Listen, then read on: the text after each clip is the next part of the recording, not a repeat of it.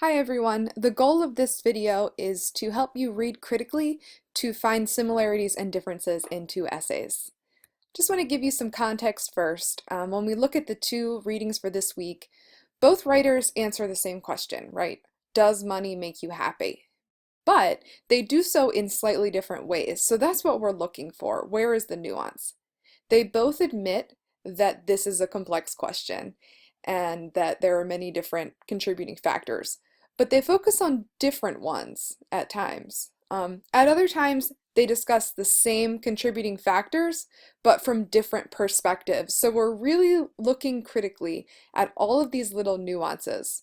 Almost the same way you would read a person when you meet someone new, you pick up on the little clues to figure out who this person is, what this person's energy is like. Same thing when we're reading, we're looking for these little clues.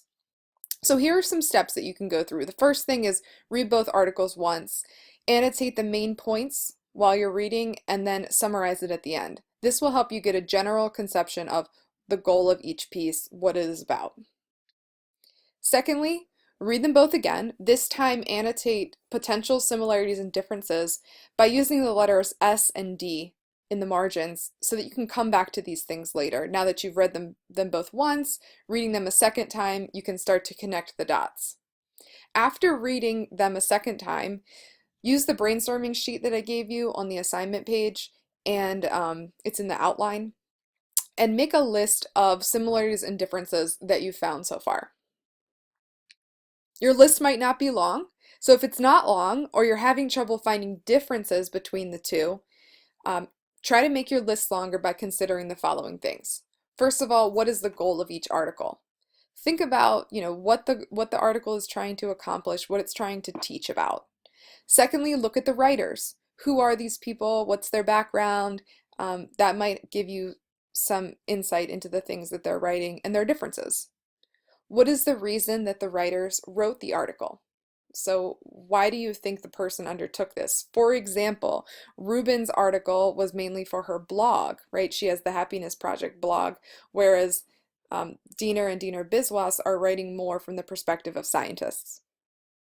Next, consider the location where the article was first published. So, thinking about a blog versus a scientific publication, thinking about that and that changing the argument a bit.